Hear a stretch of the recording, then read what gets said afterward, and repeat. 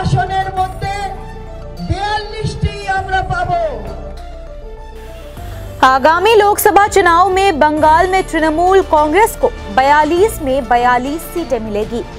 आज आमबाड़ी में शपथ ग्रहण सभा में शिरकत कर तृणमूल महिला सभा नेत्री व राज्य मंत्री चंद्रिमा भट्टाचार्य ने ऐसी ही बात कही है। आज जलपाईगुड़ी महिला तृणमूल कांग्रेस के तत्वावधान में राजगंज के आमबाड़ी स्थित मैदान में शपथ ग्रहण सभा का आयोजन किया। इस मौके पर राज्य महिला तृणमूल सभा नेत्री व राज्य मंत्री चंद्रिमा भट्टाचार्य, जलपाईगुड़ी जिला तृणमूल कांग्रेस की अध्यक्ष महुआ गोप, जिला सभा नेत्री नूरजहां बेगम, पिछड़ा कल्याण विभाग मंत्री बुलुचिक बराइक, राजगंज के विधायक खगेश्वर राय, धूपगुड़ी के विधायक निर्मल चंद्र राय और अन्य नेता उपस्थित थे। राज्य मंत्री चंद्रिमा भट्टाचार्य ने कहा,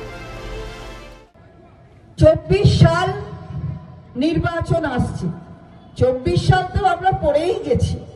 নির্বাচন তো যথাসময়ে হবে এ বিষয়ে কোনো সন্দেহ নেই। নির্বাচন ঘোষণা যবে হোক না কেন আমরা দৃঢ়ভাবে বিশ্বাস করি যে এবারে এই লোকসভায় 42টি আসনের মধ্যে 42টি আমরা পাবো। তার কারণ মানুষ আমাদের সঙ্গে রয়েছে আর মেয়েরা আমাদের সঙ্গে রয়েছে। জনসংখ্যার অর্ধেক মহিলা, সারা ভারতে যেমন সারা বাংলাও তেমন। ভোটারের সংখ্যা অর্ধেক মহিলা, সারা ভারতে যেমন বাংলাতেও তেমন। বাংলায় মুখ্যমন্ত্রী শুধুমাত্র সারা ভারতের একজন মহিলা মুখ্যমন্ত্রী, যিনি আমাদের দলের সর্বোচ্চ নেত্রী। সুতরাং বাংলা সব সময় তার প্রতি আস্থা দেখিয়েছে। বাংলার মেয়েরা বলে দিয়েছে যে তারা নিজের মেয়েকেই চায়, আর তাই আজকে বাংলায় 42টা আসনে 42টি মেয়েদের ভোটেই জিতে যাব। ছেলেরা তো আছেই।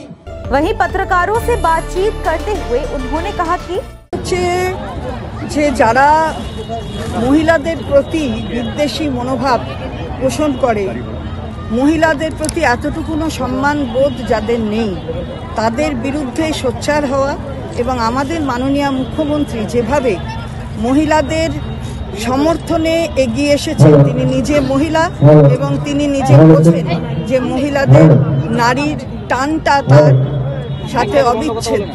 সেজন্য আমরা তার যে কাজ, সেই কাজের প্রচার, সেই কথাটা বলবার জন্য আমাদের একটা কর্মী সভা। নারীদের ভূমিকায় দেখেছেন না, 21-এর বিশ্লেষণ করুন, দেখবেন যে নারীদের কি ভূমিকা ছিল। 24-এর বিশ্লেষণেও দেখবেন নারীদের ভূমিকা এই বাংলায় কেন, ভারতবর্ষে নারীদের ভূমিকা যেভাবে একটা ভুল বোঝানোর চেষ্টা হচ্ছে। আমি যেটা আমার বক্তৃতায় বললাম, এই ভুল বুঝিয়ে মেয়েদের কিছু করা যায় না, মেয়েদের কিছু করা যায়নি, যাবে না। সরকারি তো হাফ ছুটি ঘোষণা করেছেন ওই হাফ নেতার দল। সুতরাং সেখানে সরকারি ছুটি ঘোষণা করার ধর্মীয় মেরুকরণ করে এই ধর্মকে রাজনীতির মধ্যে নিয়ে আসা, এটাই কিন্তু ভারতবর্ষের সংবিধান এটাকেই বারণ করে এবং সেটা প্রিয়াম্বলে লেখা আছে। প্রিয়াম্বলটা কি? যে প্রিয়াম্বলকে মানে উল্লঙ্ঘন করে কোনো আইনই করা যায় না। সেখানে দাঁড়িয়ে যদি রাজনীতিকে একটা এই ধর্মীয় মেরুকরণের মঞ্চ হিসেবে মনে করেন, সেটা ঠিক নয়। সুতরাং কোথায় কি ছুটি দেয়া হবে না দেয়া হবে সেটা মুখ্যমন্ত্রী ভালো করে জানেন, ওনাকে শেখাতে হবে।